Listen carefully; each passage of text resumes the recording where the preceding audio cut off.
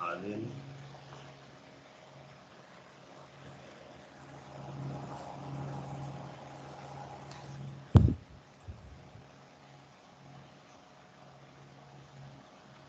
अस्सलाम वालेकुम सर। जी वालेकुम सलाम।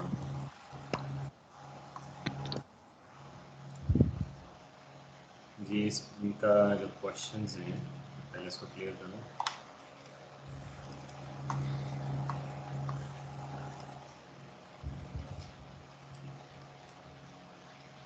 सर आपने स्क्रीन शेयर की? जी मैं अभी करने लगा हूँ, अभी हो जाएगा, 2 मिनट है बस।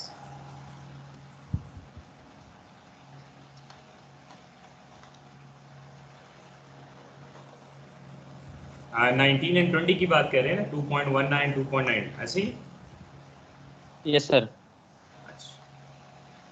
मैं आपको वैसे इसकी अंडरस्टैंडिंग क्लियर करूं आके मैं इसको सॉल्व करूं कि मैंने इसको कॉपी करनी। सर क्लू दे दें बस समझ आ रहेगी। अच्छा चल आप ले लेते। अच्छा क्वेश्चन देखिए 19 में बेसिकली एंड पे जाके रिक्वायरमेंट अगर पढ़ लूँ तो लिखा हुआ है कि the total output at break even point, यानी वो फाइंड करे वो नंबर ऑफ यूनिट्स, ठीक है, जो कि ब्रेक इवन पे। अब ब्रेक इवन हमें पता है कि कॉन्सेप्ट है जहां हम कहते हैं a point where total revenue of the business become equal to total cost of the business. Total revenue equals to total cost, ठीक है। तो इसका मतलब हुआ कि टोटल रेवेन्यू और टोटल कॉस्ट अगर वैल्यू हो तो फिर तो हम इक्वल कर नहीं सकते ना। अगर सपोज कर ले हम कहते हैं टोटल कॉस्ट 50,000 है, टोटल रेवेन्यू जो है वो हमारे पास है 1 लाख, तो फिर तो हमें प्रॉब्लम ही नहीं है, हमें तो जाने की ज़रूरत नहीं है फैक्टर्स वगैरह की, वो तो फिर प्रॉफिट वाला मसला हो जाएगा। लेकिन नो डाउट हमारे पास 2 ही क्वेश्चन होंगे, दोनों वेरिएबल होंगे, 2 ही क्वेश्चन हमारे पास गिवन होंगे। टोटल रेवेन्यू का एक क्वेश्चन होगा, टोटल कॉस्ट का एक क्वेश्चन होगा। तो first of all total revenue को अगर हम देखें तो total revenue equals to price into number of units, price into number of units. अब इस पूरे क्वेश्चन में हमने नंबर ऑफ यूनिट जो लेट करने हैं वो x होगा या q होगा, जैसे आप कर लें। तो वेरिएबल आपके पास जो होगा वो जस्ट आपके पास q, जिसको हम लोग लेके चलते हैं, बेसिकली नंबर ऑफ यूनिट्स है। और हमने फाइंड भी नंबर ऑफ यूनिट्स करने हैं क्योंकि ऑप्शन में यूनिट्स के बने। तो टोटल रेवेन्यू के लिए प्राइस चाहिए, तो प्राइस के लिखा हुआ है sales the product 8 per unit, इसका प्राइस आपके पास 8 आ गई, तो टोटल रेवेन्यू क्या हो जाएगा 8x, PR equals to 8x।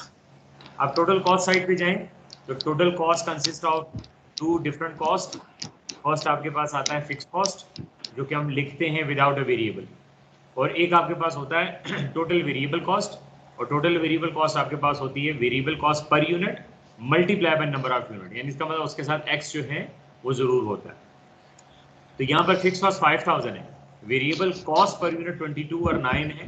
तो अगर इसको हम इक्वेशन में लिखें तो आपके पास बन जाएगा total cost is equals to fix cost plus variable cost which is equals to 5000 plus 22 divide by 9x, 22 divide by 9x, ठीक है, यानी variable cost per unit multiply by x। तो ये क्या बन गया, टोटल वेरिएबल कॉस्ट बन गई, हो गया। तो ये आपका 2 इक्वेशंस हो गए, दोनों इक्वेशन को आप इक्वल कर देंगे, x के लिए सॉल्व करेंगे, नंबर ऑफ यूनिट्स आपके पास आ जाए, क्लियर हो गया। सेम नेक्स्ट में अगर हम देखें उसमें भी उसने पूछा हुआ है कि व्हाट आर बॉक्सेस लिखे हुए ऑप्शन में 20 क्वेश्चन में, क्वेश्चन नंबर 20 में बॉक्सेस लें, बॉक्सेस का मतलब है नंबर ऑफ यूनिट्स, इसका मतलब ब्रेक इवन पे नंबर ऑफ यूनिट्स हमसे पूछ रहा है वो, ठीक है। तो फिर हम वही करेंगे कि टोटल रेवेन्यू हमने फाइंड करना है, तो टोटल रेवेन्यू के लिए उसने सेल लिखा हुआ है ना, the firm plans to sell a size box for rupees 24. 24 is the price of each box.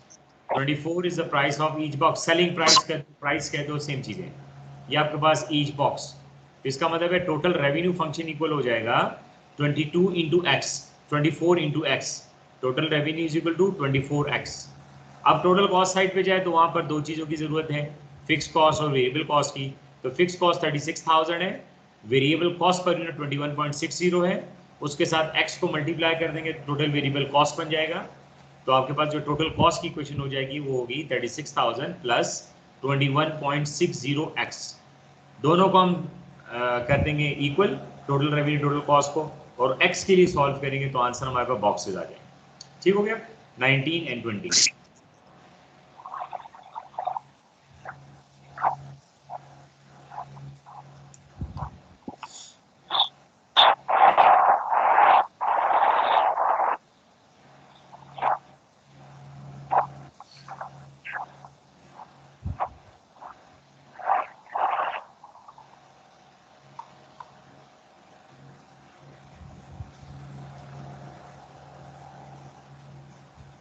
जी 1.1 तो बिल्कुल डायरेक्टली आप कैलकुलेटर हैं आपके पास, शायद मैंने आपको कैलकुलेटर का नेम या कैलकुलेटर का नंबर लिख के दिया है तो कि आपने कौन सा परचेज करना है?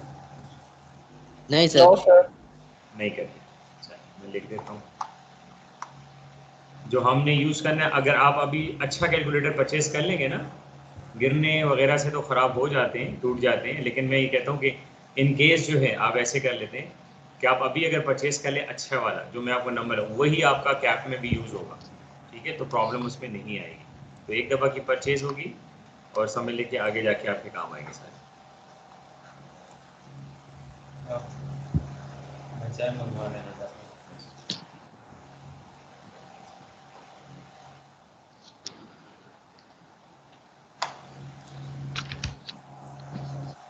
मैं आपको लिख देता हूँ।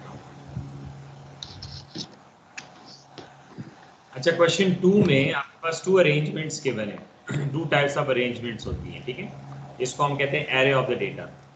2 टाइप्स ऑफ अरेंजमेंट है आपके पास होती है, ये क्वेश्चन है आपका 2, मैं भी आपको कैलकुलेटर पे लिख देता हूँ। आपके पास जो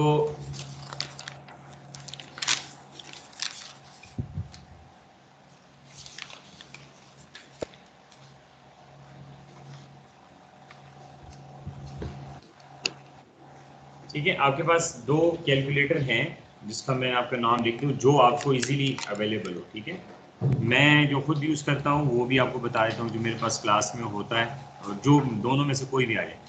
दोनों आपके पास केसीओ के हैं, लेकिन एक ज़हन में रख लीजिएगा, कभी कभार आप परचेज करते हो चाइनीज़ प्रोडक्ट में लिखा हुआ नज़र केसीओ आता है, लेकिन वो स्पेलिंग अगर आप चेक कर लें तो वो नहीं होता, थोड़ा सा ध्यान दे दें। तो एक आपके पास है 991 केसीओ 991 ES प्लस, एक ये है। दूसरा भी आपके पास केसीओ है जो मैं यूज़ करता हूँ FX, इसके साथ भी FX होगा, FX, ठीक है, 570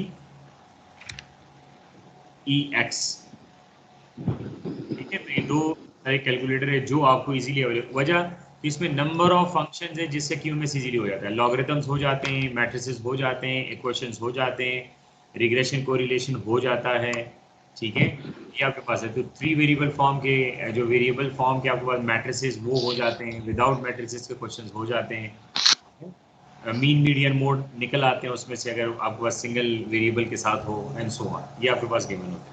तो इनमें से कोई भी आपको इमीडिएट अगर परचेज आप देख रहे हैं इजी हो आपके लिए अवेलेबल, दोनों लेने की ज़रूरत नहीं है। मैं जो यूज़ करता हूँ, जो मेरे पास दोनों में अवेलेबल है अभी फिलहाल, जो अवेलेबल है जो आपको सर करता हूँ वो आपके पास है। तो दोनों को आप जब मार्केट में जाते हो दोनों को देख लें, दोनों में से जो आपको अच्छा लगे जो चूज़ करें, यानी जिस अंडरस्टैंडिंग की बात होती है, ठीक हो गया। तो जो आपके पास है, अब ये क्वेश्चन है, इसको हमने असेंडिंग ऑर्डर में लिखना है, ठीक है। तो हमारे पास 2 तरह की अरेंजमेंट्स को कहते हैं अरेंजमेंट्स, ये हम लोग अरेंजमेंट्स पढ़ेंगे स्टैटिस्टिक्स में। तो अरेंजमेंट्स हम लोग हमारे पास 2 तरह के होते हैं, एक होता है असेंडिंग और एक होता है डिसेंडिंग, डिसेंडिंग ऑर्डर जिसको कहते हो आप, इसको अरेंजमेंट भी कहते हैं, ऑर्डर भी कहते हैं। अब यहाँ पर असेंडिंग में आपके पास क्या होता है, स्मॉल से लार्ज पे होता है, small to large, from left to right बात क्या है, और ये आपके पास होता है large to small, basically from left to right, ये 2 आपके पास होते हैं जिस तरीके से आप देख सकते हैं। अब यहाँ पर उसने असेंडिंग की बात की है, तो मुझे तो ऐसे नहीं पता चल रहा है कि डेसिमल में भी है, डेसिमल्स में भी वैल्यूज़ हैं, और फ्रैक्शन में भी है, ओवर के फॉर्म में भी है, और पॉइंट्स के फॉर्म में भी है। फिर पहले मैं इसको कन्वर्ट कर लेता हूँ सारे पॉइंट्स के फॉर्म में, तो अगर आप कैलकुलेटर के थ्रू कर ले 1/3, ठीक है, तो आपके पास वैल्यू आ जाएगी 1/3 0.33, ऐसे ही 0.33 आपके पास आएगी। रिकरिंग है तो मैं सिर्फ 2 डेसिमल के लेता हूँ। यहाँ से अगर मैं देखूँ तो 0.3 स्क्वायर आपके पास आ रहा है, ठीक है, वहाँ से आपके पास वैल्यू है 0.09 और ऑलरेडी एक आपके पास गिवन है जो कि 0.32 है। तो पॉइंट्स के हिसाब से अगर मैं देखूँ कोई माइनस नहीं है, सारे पॉजिटिव है, तो मैं लिख सकता हूँ। आपके पास वैल्यू एक आ जाएगी, इसको हम लिखेंगे यहाँ पर 0.09, ये स्मॉल होगी। इसके बाद जो वैल्यू आ रही है 0.32 और उसके बाद जो वैल्यू आ रही है 0.33। तो आप इसको आप जैसे आपका आंसर होगा तो आंसर में ये आपके पास आ रहा है 0.3 स्क्वायर, ये आपके पास आ रहा है 0.32 एज इट इज़, और ये जो आपके पास आ रहा है वो 1/3 आ रहा है। तो ये आपके पास असेंडिंग ऑर्डर है जिसको आपने यहाँ पर लिखना है, ठीक है। सिंपल सा है, लेकिन कैलकुलेशंस इंपॉर्टेंट है कि आप पहले इसको सिंप्लीफाई कर ले अपने आसानी के लिए।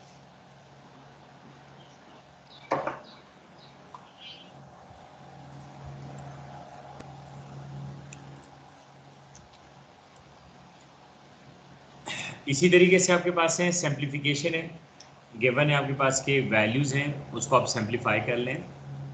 इन मीन इसको सिंपलेस्ट फॉर्म में, अब मैं अगर ऑप्शन में देखूं और एक्स और वाई दोनों रिटेन कर रहे हैं, इसका मतलब मुझे कहीं पे कैंसलेशन वगैरह की ज़रूरत नहीं है, सिर्फ और सिर्फ मैंने इंडेक्स फॉर्म अप्लाई करने हैं इसके ऊपर जो लॉज हैं। और इंडेक्स फॉर्म लॉज हमें ये कहते हैं कि अगर न्यूमरेटर डिनोमिनेटर में आपका वेरिएबल हो, डिफरेंट पावर्स के साथ हो, तो हम उसको अगर सिंगल पावर में लिखना यानी सिंगल वेरिएबल में लिखना चाहते हैं तो हम लोग फ्रॉम डाउनवर्ड यानी डिनोमिनेटर से न्यूमरेटर में लेके जाए या न्यूमरेटर से डिनोमिनेटर में लेके आ जाए।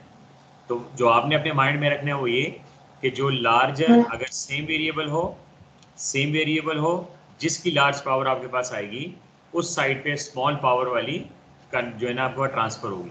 तो यहाँ पर अगर मैं चेक कर लूँ, पहली बात तो ये कि 12 और 4 जो है ये आपका कांस्टेंट है, तो मैं यहाँ से डायरेक्ट इसको कर सकता हूँ 4 1 ज़ा 4 4 3 ज़ा 12, ये ख़त्म हो गया। इसके बाद आप चेक कर लें, डायरेक्ट कर सकते हो, या तो आप पूरा एक्स स्क्वायर को x3 जो 3 पावर से कैंसिल कर दो, नहीं आप अगर करना चाहते हो कि मैं अंडरस्टैंडिंग हो तो x2 डिनोमिनेटर में आ जाएगा। तो हमें पता है कि अगर डिनोमिनेटर न्यूमिनेटर में लेके जाए तो पावर जो है प्लस माइनस होते हैं, तो यहाँ पावर ऑलरेडी प्लस है, तो अगर इसको नीचे लेके आते हैं डिनोमिनेटर में तो ये माइनस हो जाएगा। तो हमें पता है कि जब दो वेरिएबल सेम हो तो उनकी पावर्स मल्टीप्लाई हो, दो वेरिएबल अगर मल्टीप्लाई हो उनकी पावर्स जो है वो आपस में ऐड होते हैं, पावर्स मल्टीप्लाई नहीं होते हैं, पावर्स ऐड होते हैं, ठीक है। तो यहाँ पर ये नीचे आएगा तो -2 हो जाएगा, तो x3 - 2 तो आपको x1 आ जाएगा। एक मेथड तो ये है। दूसरा मेथड क्या है कि आप ये पूरा x, इसका में 2x है, यहाँ 3x है, तो 2x में से 3 निकल जाएगा, 3 इसमें से, तो एक x रह जाएगा डिनोमिनेटर में।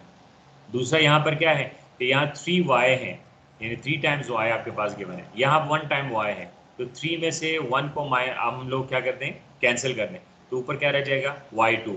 तो अब इसको देखें तो 3y2 डिवाइडेड बाय x, ठीक है। तो ये आपका ऑप्शन है 3y² divide by x is the answer, ठीक है। ये आपके पास इस तरह सेम देखिए यहाँ पर गिवन है कि एवेल्युएशन लिखी हुई है उसने 6 6 6, तीनों बेस सेम है। अब बेस जरूरी नहीं कि वेरिएबल में हो, फैक्टर भी हो सकता है, कांस्टेंट वैल्यू भी हो सकती है। तो ये देखिए बेसिस सेम है 6 6 6, तो हम इसको सिंगल बेस में कर देंगे, तो 6 raise to power all powers are added, तो 2/3 + 2/3 + 2/3, ठीक हो गया। 2/3 + 2/3 + 2/3, तो सिंगल वेरिएबल के साथ इसको हम लोगों ने सॉर्ट आउट करना है। चलिए मैं इसको थोड़ा परफॉर्म करूँ।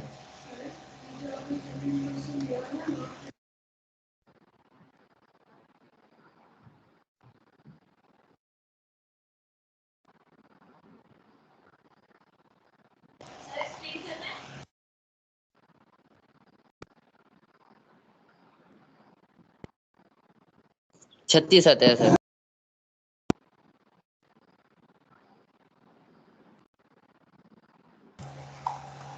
मैं एक मिनट जो है ना आपको मैं थोड़ा कॉपी कर लूँ इसमें से ना क्वेश्चंस मैं शेयर करूँ। असल में MS टीम जो है ना हमें एडिट की ऑप्शन नहीं देता फाइल्स की, तो जिसकी वजह से थोड़ी प्रॉब्लम आ जाती है, तो ज़रा कट ऑफ करना होता है। और मैंने इसके लिए कोई ना कोई हल ढूंढा है, कोई सॉफ्टवेयर मैं देख रहा हूँ डाउनलोड करके फिर आपके साथ करूँ, तो PDF के ऊपर ही हम लोग करेक्शंस वगैरह करेंगे, हमें आसानी पड़ जाएगी। जूम में हमें ये चीज़ अवेलेबल थी कि पूरी पूरी डॉक्यूमेंट के ऊपर मैं बजाता खुद जो है उसमें चेंजेस कर लेता था, आई मीन इन रिटर्न कर लेता था। यहाँ पर मुझे बार बार पेंट पे जाना पड़ता है।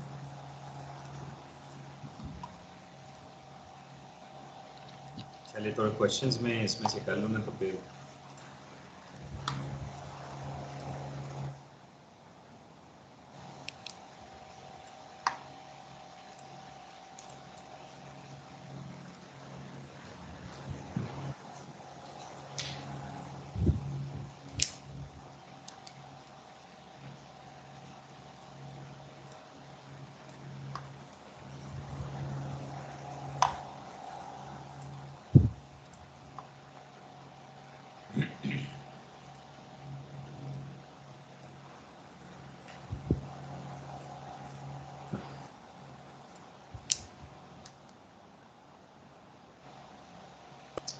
कुछ क्वेश्चंस जो हैं इसको साथ साथ देखते रहें।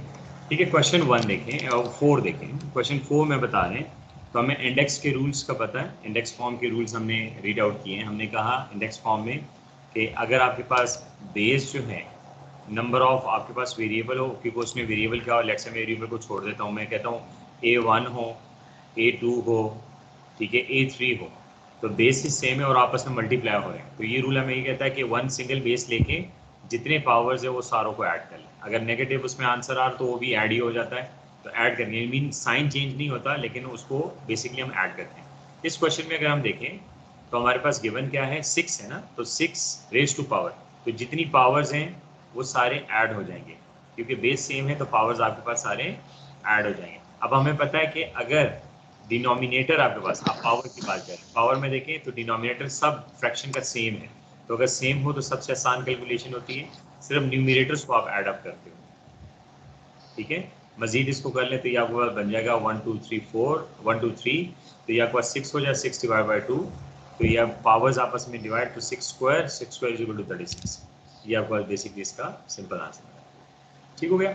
अब यहाँ पर आपके पास गिवन है रेशियो एंड प्रोपोर्शन। अब इसके अंदर ये जो डॉट्स से 2 कॉलम्स है आपके पास, ये बेसिकली आपका प्रोपोर्शन टू हो गया। ये जो सिंगल डॉट होता है इसको हम रेशियो कहते हैं। अब कैसे, अब याद रखो इसको जरा गौर से करिए, क्योंकि मैंने आपको जब स्टेटमेंट के क्वेश्चन स्टार्ट करके देने ना, तो उसमें आपके जो रेशियोज के आएंगे तो उसको वर्ड्स में कैसे लिखा जाता है, 4 रेशियो ए या 4 कॉलन ए, अगर इसको लिखे जाए तो बेसिकली लिखा कैसे जाता है बाय डेफिनेशन। ठीक है, इसको कहता है 4 to a, 4 to। अब आप ये कहेंगे सर इसका मतलब क्या होता है, तो हम लोग इसको प्रोपोर्शन बोलते हैं, लेकिन इसका मतलब 2 होता है, 4 to a, 4 to a। तो कभी अगर आपके पास क्वेश्चन में आया हुआ हो ना कि this 4 to a it is the ratio of 4 to a, तो 4 to a को अगर रेशियो में लिखना चाहते हैं अपनी कैलकुलेशन के, तो उसको 4 रेशियो a लिखेंगे। अगर लिखा हुआ आ जाए, ठीक है, a to 4, तो a to 4 को अगर आप लिखना चाहोगे तो a रेशियो 4 हो जाएगा, इसको ध्यान में रखना, a to 4। तो अगर इसको प्रोपोर्शन में लिखना चाहते हैं हम लोग, यानी इसको आपके पास रेशियो गिवन है, इसको मैं लेके आता हूँ फ्रैक्शन में ले आऊँ। अगर इसको मैं फ्रैक्शन में लिखूँ या इसको प्रोपोर्शन कह दूँ, अगर मैं इसको फ्रैक्शन में लिखना चाहता हूँ, तो जो लेफ्ट साइड भी वैल्यू होती है ना 2 से पहले या कॉलन से पहले वाली वैल्यू जो होती है, तो वो बेसिकली न्यूमिनेटर हो जाता है। अगर इसको मैं फ्रैक्शन में लिखूँ, क्योंकि कैलकुलेशन में हम फ्रैक्शन में लिखते हैं, तो अगर इसको फ्रैक्शन में लिखूँ तो ये बन जाएगा 4 ओवर a, 4 ओवर a, याद रखिएगा। अगर इसको फ्रैक्शन में लिखना चाहता हूँ तो a2 है, तो a आपके पास आ जाएगा a/4, आपके पास इस तरह बन जाएगा। ठीक हो गया। अब इस क्वेश्चन को अगर हम करें तो ये 2 टाइप से हो सकता है, जो आपको आसान लगे। ठीक है, क्योंकि हम लोगों ने मैनुअल करना नहीं, हमने सीडी के लिए करना है, तो हमें ज़्यादा प्रोसेस की ज़रूरत नहीं। बेसिकली हम अगर इसको लिखना चाहें तो एक फार्मूला तो इसका ये है कि आप कह दो कि product of means equals to product of extremes.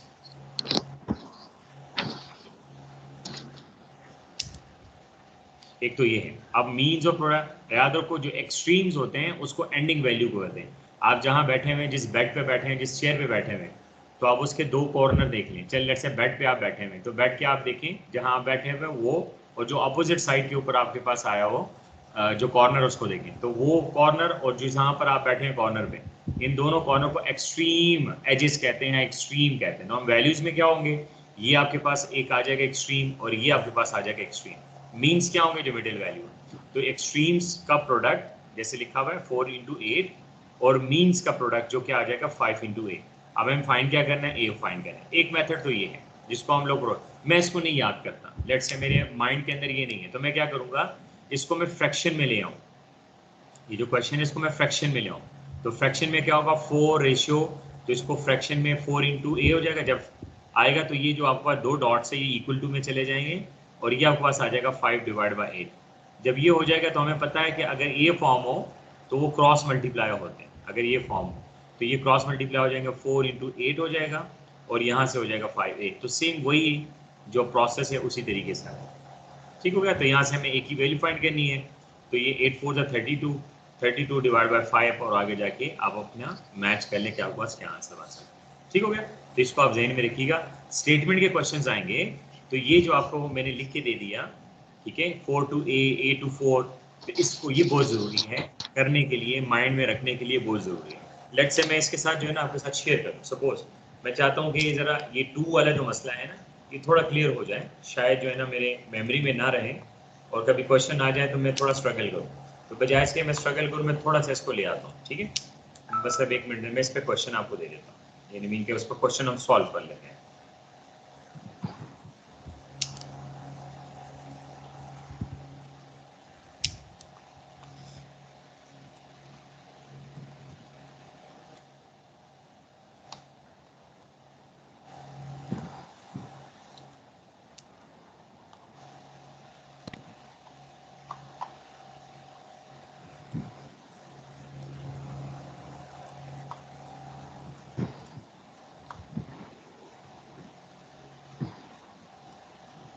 चलिए ये क्वेश्चन से करेंगे हम लोग, अभी फिलहाल हम इसकी तरफ आ नहीं रहे, लेकिन सर आपको समझा रहा हूँ जो 2 वाला ऑप्शन मैंने दिया ना इसकी मीनिंग क्या बनती है।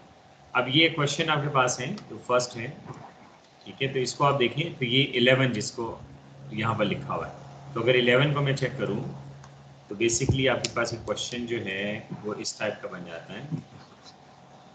ठीक है, उसमें कॉपी, वो ये देखिए थोड़ा सा ज़रा उसमें लेटर्स थोड़े से स्मॉल है, चल लेकिन फिर भी अंडरस्टैंडिंग हो जाएगी। ठीक है, तो ये आपके पास क्वेश्चन है, चेक कर लें। ये क्वेश्चन के बने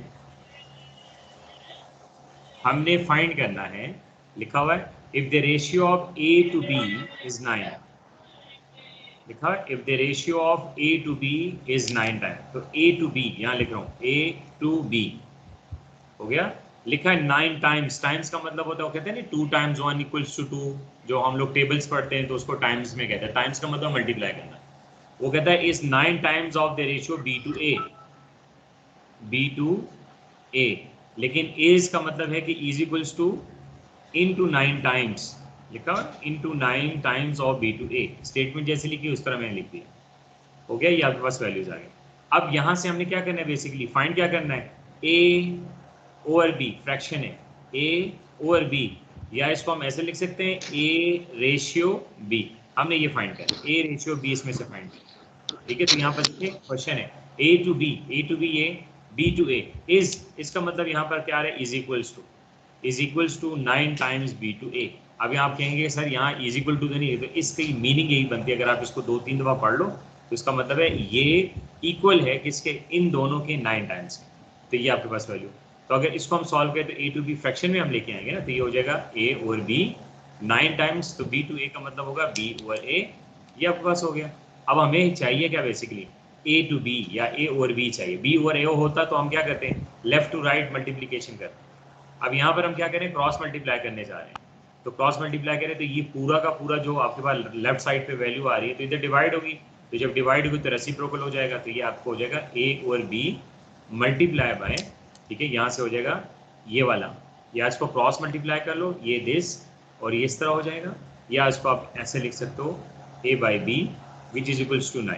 अब इसको अगर कर लें तो 2 वैल्यूज अगर सेम हो तो वो स्क्वायर में आ जाएगा, मल्टीप्लाई b का स्क्वायर आ जाएगा इज इक्वल टू 9 आ जाएगा। अब मुझे a बाई b चाहिए, a square over b square की जरूरत नहीं, तो square root taking square root both sides, तो स्क्वायर रूट पता है कि स्क्वायर रूट 1 ओवर 2 होता है, और स्क्वायर हो तो कैंसिल आउट हो जाते हैं। तो आंसर आपका आ जाएगा a over b which is equals to, अब ये आपके पास ओवरऑल है तो हमें पता है जब स्क्वायर रूट करते हैं तो पॉजिटिव नेगेटिव वैल्यू दोनों आती है, ठीक है। अब वो डिपेंड करता है कि वहां पर कौन सी वैल्यू, अगर दोनों प्लस माइनस में होंगी तो आंसर आ जाएगा, प्लस होगी तो प्लस लिख दोगे, माइनस होगी तो कभी एक जैसे नहीं आएंगे। अब कभी ऐसा नहीं होगा कि प्लस माइनस भी हो, माइनस भी हो और प्लस भी हो, तीनों में से कोई एक आंसर होगा जो कि इसके साथ मैच करेगा, लेकिन अगर प्रोसेस आपका ठीक होगा तब की बात, ठीक हो गया। तो ये A to B और B to A का जो हमारे पास होता है स्टेटमेंट, वो इस तरीके से हम लोग लेके चल रहे होते हैं, ठीक है। नेक्स्ट क्वेश्चन में अगर हम देखें 6 में 1.6 में, ठीक है, तो लिखा हुआ है कि if x equal to 3 and y is equals to 1/6, if x is equal to 3 and y is equal to 1/6, ठीक है, देन फाइंड x, ठीक है, देन फाइंड x। इसको जरा देखें,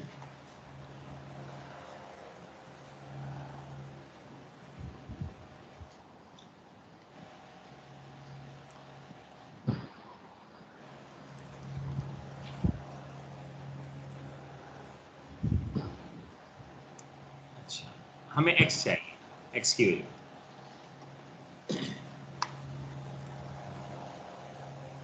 ऑप्शन में अगर आप देख लें तो आपके पास ओवरऑल जो वैल्यूज आ रही हैं वो y में है, इसका मतलब है x in terms of y चाहिए, x in terms of y चाहिए, ठीक है।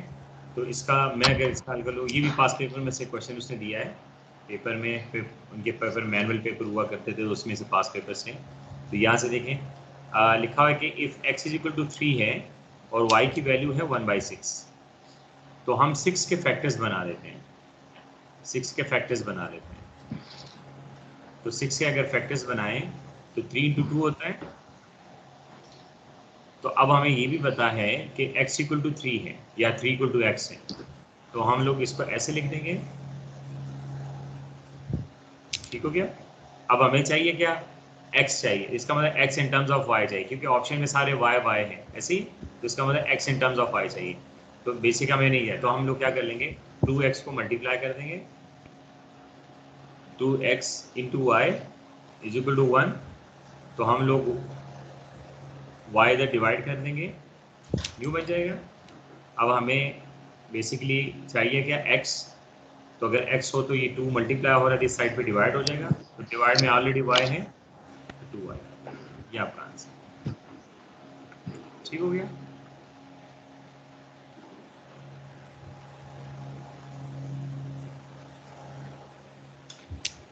चलिए नेक्स्ट क्वेश्चन देखिए, लिखा हुआ है कि एन एयरलाइनर, ठीक है, एन एयरलाइनर, अब ये वो दूसरा एयरलाइनर नहीं होता, यहाँ पे लिखा हुआ है, चलिए उनकी अब लैंग्वेज लिखती है उन्होंने, एयरलाइनर, चलिए हम कहते हैं एक एयरलाइन है, ठीक है, has seats for 120 passenger, let's say एक बस है उसमें 120 सीट्स हैं, तो डेफिनेटली हर एक इंडिविजुअल सीट के ऊपर एक पर्टिकुलर पर्सन ही आएगा, ऐसे ही है, कोई एक पर्सन आएगा, और अडल्ट भी हो सकता है, जो है ना बच्चा भी हो सकता है, जैसे कि तो हम कह देते हैं कि आपके पास सीट्स हैं, तो इसका मतलब है टोटल कैपेसिटी, इसको कैपेसिटी कहेंगे ना, सीट्स फॉर 120, इसको कैपेसिटी कहेंगे, इसका मतलब बस की या एयरलाइन की जो टोटल कैपेसिटी है वो 120 पैसेंजर की है, इसका उसमें 120 पैसेंजर ही आएंगे, खत्म, इतना हम लोग ले लेते हैं। उसने लिखा है कि find the number of passengers on board, find the number of passenger on board, अब जितनी सीट्स होंगी, ठीक है, जितने सीट्स के ऊपर लोग बैठे होंगे तो डेफिनेटली उतने नंबर ऑफ पैसेंजर्स होंगे, तो सीट्स फाइंड कर लो या नंबर ऑफ पैसेंजर फाइंड कर लो, सेम मीनिंग है। Find the number of passengers on board का मतलब है बस के अंदर, व्हेन 7 और 15 ऑफ द सीट्स, 7 और 15 of the seats are occupied, occupied का मतलब होता है अगर फुल हो, अगर फिल्ड हो, अगर सीट्स आपके पास कितने 7/5 of the seats, total seats, अगर वो फील्ड हो। अब इसको ऐसे कर लें, सपोज कर ले आपको क्वेश्चन आ जाए, लेट से इसी को मैं करना चाहता हूँ, लेकिन सब डिफरेंट वे से लेके आता हूँ, फिर मैं ये 7 और 15 को भी आपको क्लियर होना स्टार्ट हो जाएगा, क्योंकि ये रेशियो में गिवन। सपोज कर ले क्वेश्चन ऐसा दिया हो, 7 और 15 के बजाय ये लिखा हो, लेकिन वो फिर डेसिमल में चला जाएगा, इसी वजह से उन्होंने फ्रैक्शन में लिखा। अब मैं कहते मैं पैसेंजर को साइड पे कर लेता हूँ, या लेट से मैं कह देता हूँ कि 1100 इंटरमीडिएट के टोटल मार्क्स हैं, और आपने लेट से 80% गेन कर लिए, तो आपसे अगर पूछा जाए कि बताएं गेन मार्क्स क्या है, ऐसी जो गेन मार्क्स है वो आपके कितने हैं, तो हम लोग क्या करते हैं, सिंपल सा, जो वैल्यू हो उसके साथ वही परसेंटेज मल्टीप्लाई कर लेते हैं। तो अगर परसेंटेज ये वाला परसेंट ये 1 और 100 आता है, ऐसी अगर हमने लिखना होता है ना इसको, तो ये बेसिकली आपके पास 1 और 100, लेकिन ये तब है कि अगर किसी के साथ लिखा हो, लेट से x% लिखा हो, तो x% का मतलब क्या होगा, x इंटू 1 और 100, या इसको कहते हैं x डिवाइडेड बाय 100, तो ये आपके पास वैल्यू आएगी। अगर डेसिमल लिखा हो यानी पॉइंट्स में वैल्यू हो, उसको परसेंट में कन्वर्ट करना, तो उसको मल्टीप्लाई बाय 100 करते हैं, तो जब मल्टीप्लाई बाय 100 हो जाता है तो बेसिकली क्या बन जाता है, परसेंटेज आता है। अब अगर इसको इसमें कन्वर्ट करना हो तो क्या करना चाहिए, 32 डिवाइड बाय 100 कर देंगे, तो जितनी वैल्यूज है उसके साथ 0 1 के ऊपर पॉइंट आ गया, फिर 0.32 से वही आंसर। अब यहाँ पर क्या है कि 1100 आपके मार्क्स है, मैं चाहता हूँ कि मेरे मार्क्स कितने हैं, तो आप किसी को कहते हैं मेरे 80% आए, तो आपसे कहते हैं यार 80% कितने होते हैं, कितने मार्क्स होते हैं, तो आप क्या करते हो, उसको 80% को मल्टीप्लाई करते हो 1100। तो इसको अगर आप लिखना चाहते हैं तो आप ऐसे भी लिख सकते हो 0.80, ठीक है, तो इसको अगर करेंगे तो इसका मतलब है 880 मार्क्स जो है वो आपने गेन कर लिए। अब सपोज कर अगर आपको ऐसे कह दें, ये तो हो गया ना परसेंटेज में, सपोज कर अगर आपसे ऐसे कह दें कि आपने टोटल मार्क्स का, ठीक है, हम कहते हैं कि स्टूडेंट गेन, ठीक है, student gain 2/5 of the total marks, लिख सकते हैं ना, या तो उसको परसेंटेज में कर लें या उसको फ्रैक्शन में लिख दें, कोई मसला तो नहीं ना। Student gain 2/5 of the total marks, तो क्या करते हो आप, टोटल मार्क्स को मल्टीप्लाई करते हो ना 2/5, जैसे परसेंटेज करते थे, कर लिया हमने, तो इसमें भी फिर हमें जो है झिझक नहीं होनी चाहिए, हिचकिचाए ना, बिल्कुल इजी वही कॉन्सेप्ट, कोई मसला तो नहीं है, या तो उसको आप परसेंटेज में लिख दो या उसको फ्रैक्शन में लिख दो, सेम एक ही। तो अगर लिखा हुआ 2/5 ऑफ द टोटल मार्क्स, तो क्या करते हो, 1100 multiply by 2/5 is equal to the answer. अब यहाँ पर भी क्वेश्चन में आप देखें तो जो आपके पास टोटल है, जो टोटल है वो आपके पास 120 है, जो टोटल है वो 120 है, और जिसके अंदर जो ऑक्युपाई है, जो ऑक्युपाइड है, जिस पे लोग बैठे हुए हैं, वो 7 और 15 है, यानी इसका मतलब टोटल का 7 और 15 बस जो है या आपके पास एयरलाइन वो फिल्ड है। तो वो बता रहे हैं आपसे कि ये बताओ पैसेंजर कितने हैं, तो इसका मतलब है 120 का अगर 715 हम फाइंड कर लेंगे तो बेसिकली वही आ जाएगा जो उसने नंबर ऑफ पैसेंजर पूछे हैं। तो हम लोग क्या कर लेंगे, 120 मल्टीप्लाई बाय 7 और 15 विच इज इक्वल्स टू जो आपके पास नंबर ऑफ पैसेंजर है। और पैसेंजर आपको पता है कभी पॉइंट्स में डेसिमल में नहीं आएंगे, ऐसे ही ना, डिस्क्रीट वेरिएबल होता है जो कि आपके पास नहीं आता, ठीक है। 56 पीपल, 56 सीट्स आप कह सकते हो, दो तरह कह सकते हो, 56 सीट्स जो है वो फील्ड है, जो 7 और 15 है वो बेसिकली 56 सीट्स हैं। जैसे यहाँ पर देखिए 80% जो है बेसिकली 880 मार्क्स हैं, 80% जो है बेसिकली 880 मार्क्स हैं, 7 और 50, अच्छा 2 और 5 जो है वो बेसिकली या 80 और 100 बेसिकली 880 है, तो यहाँ पर 7 और 15 अब 120 क्या होगा 56, तो आप इसको 56 सीट्स भी कह सकते हो और हर सीट पे एक पैसेंजर होता है, तो 56 पैसेंजर भी कह सकते हो, ठीक है। तो ये आपके पास इस क्वेश्चन का सिंपल सा आंसर है।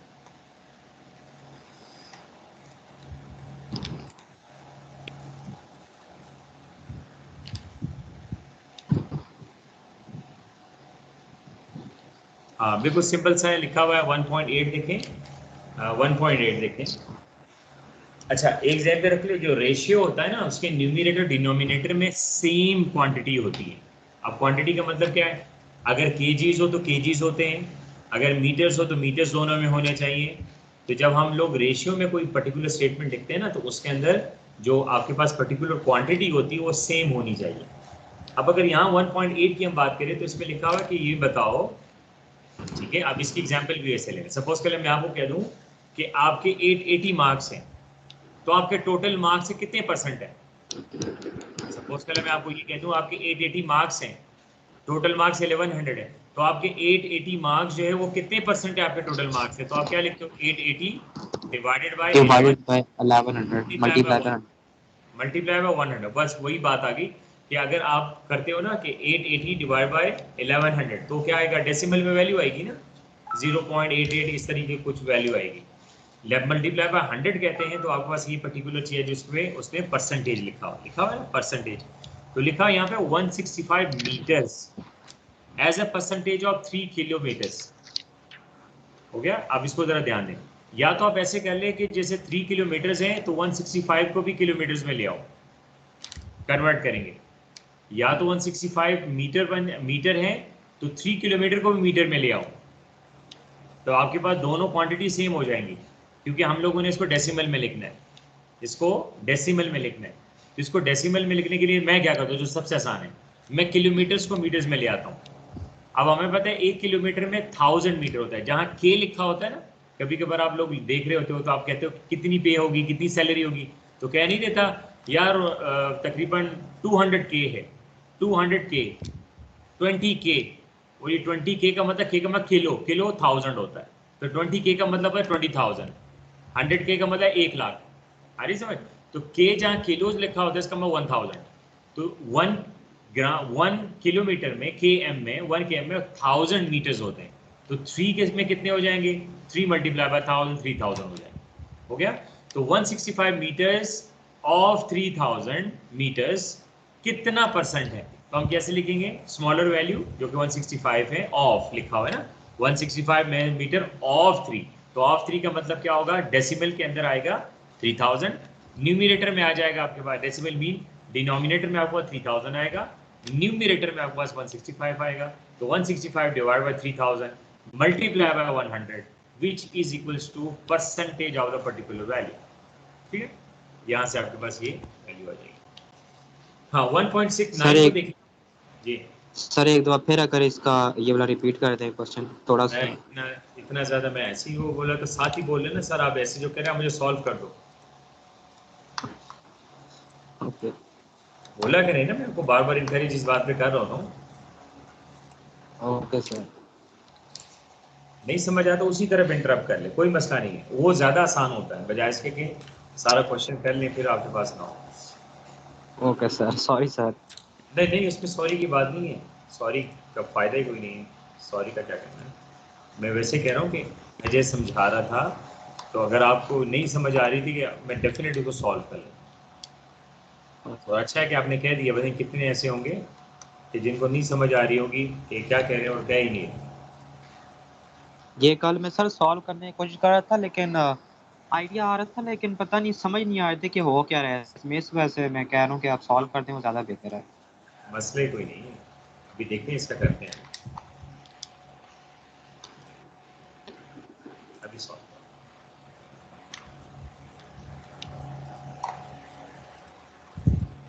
अच्छा है ना, टाइमली कह देते हैं, दूसरों को भी फायदा हो जाता है, आपको भी फायदा है।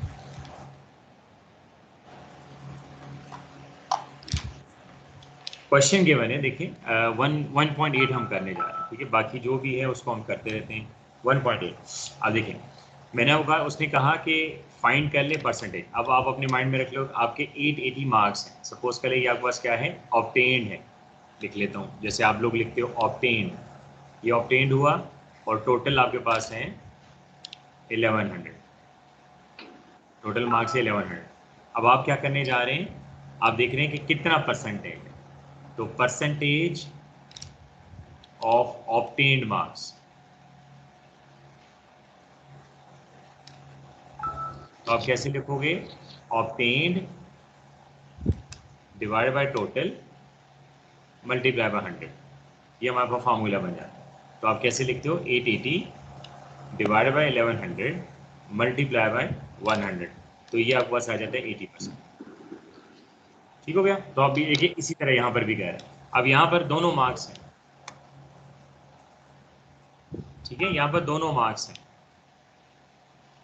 तो इसको अगर हम लोग लेके चलें तो यहाँ पर आप देख लेंगे आपके पास क्या क्या वैल्यू इसकी आ सकती है। तो देखें यहाँ क्वेश्चन में कहा 165 मीटर्स, ठीक है, ऑफ 3 किलोमीटर्स। अब ये देखिए दोनों क्वांटिटी डिफरेंट है ना, तो हमें क्या चाहिए, रेशियो में क्वांटिटी को सेम करना चाहिए।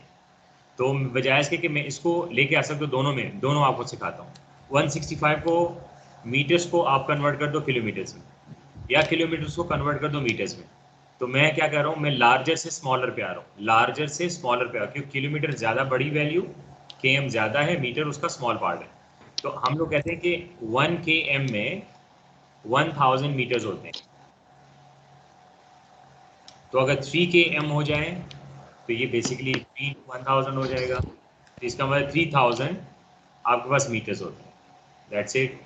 अब 165 मीटर्स हैं, तो हम लिख सकते हैं ऑफ 3000 मीटर्स स्मॉलर क्वांटिटी। तो हम देखते हैं ये इसका कितना परसेंट है। तो जैसे ऑब्टेन्ड है, ऑब्टेन्ड कितना है 165, टोटल कितना है 3000 मल्टीप्लाई बाय 100, तो ये आपके पास जो है जो भी स्पेसिफिक आंसर है वो आ जाएगा। एक तो ये वे है। दूसरा वे ये है कि आप मीटर्स को, ठीक है, मीटर्स को आप कन्वर्ट कर रहे हैं किलोमीटर्स में, ऐसे ही मीटर्स को आप कन्वर्ट कर रहे हैं किलोमीटर्स में। तो उसका है आपके पास, अगर आप स्मॉलर लार्जर से स्मॉलर पे आते हो तो मल्टीप्लाई करते हो, स्मॉलर से लार्जर पे जाते हो तो डिवाइड करते हो।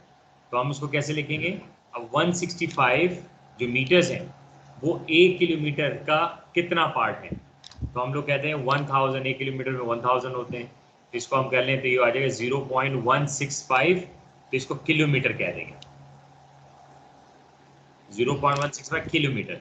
अब हम इसको करेंगे तो क्या हो जाएगा, 0.165 kilometres divided by 3 kilometres multiply by 100। तो इसका और इसका आंसर आपके पास दोनों का सेम आएगा। ठीक हो गया, ये आपके पास क्वेश्चन है, इसके तरीके से इसको सॉल्व करना। चले, सबसे अच्छा सिंपल सा क्वेश्चन है 1.9 जी। कोई मेरी हेल्प इसमें कर ले, क्या कह रही है।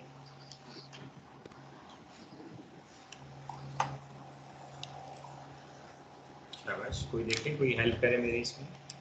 सर दोनों को ऐड करके डिवाइडेड बाय 2, डिवाइडेड बाय 2, ठीक है। और कोई हाफ वे का बात कर, हाफ वे की बात कर रहे हैं ना, लिखा हुआ है हाफ वे, सारी के बने हाफ वे। हाफ वे का मतलब क्या होता है, दो चीजें हैं ना, दो चीजों का हाफ हो सकता है ना। सिंपल, आपको कह दें कि सपोज के लिए 50 है, तो बताएं दो लोगों में डिवाइड करूं, या इसका हाफ क्या होगा। दोनों सेम आंसर्स हुए ना माइंड में। इसका मैं दो लोगों में डिवाइड कर रहा हूँ, या इसको मैं कह देता हूँ कि जी मैं इसका हाफ क्या लूँ, तो यही बनता है, दो में डिवाइड करना या उसका हाफ लेना, सेम चीज़ें हो जाती है। तो उसने कहा ये दो फ्रैक्शंस हैं, दो नंबर्स हैं, जो भी हैं, इसको जो जिसका भी लें। उसने क्या बताया इसका हाफ वे क्या है। तो हम लोग क्या करें, हाफ वे के लिए सबसे पहले दो अलग लें। सपोज कि मैंने आप 50 लिखा, अगर इसको मैं 25 लिख दूँ और मैं आपको कह दूं कि इसका हाफ वे क्या होगा, तो आप क्या करोगे, 25 + 25 ऐसे होगा ना, डिवाइडेड बाय 2 वैल्यूज है तो डिवाइड बाय 2, आंसर सिंपल, जो आंसर होगा वो 25 ही आएगा।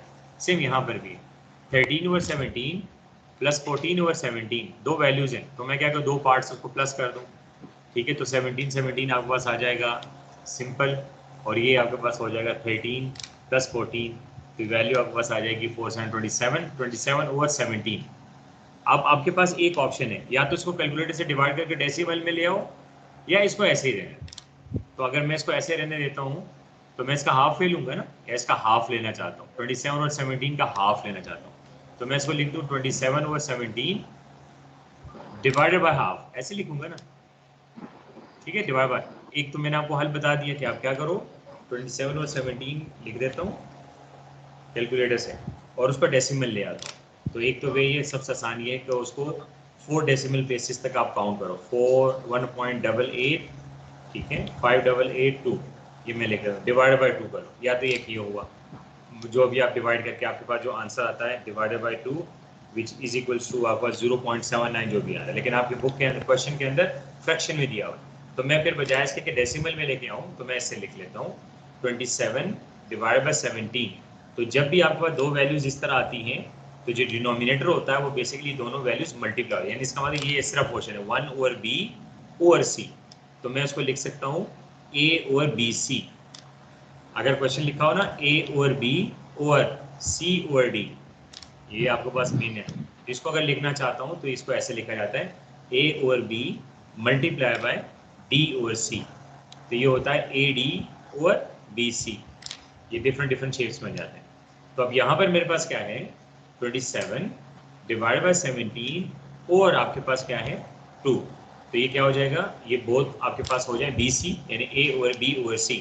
तो ये हो जाएगा 27 divide by 17 into 2 which is equal to 27 divide by, ये आपका फ्रैक्शन में आंसर है, तो हम फ्रैक्शन में ही इसको लिखेंगे।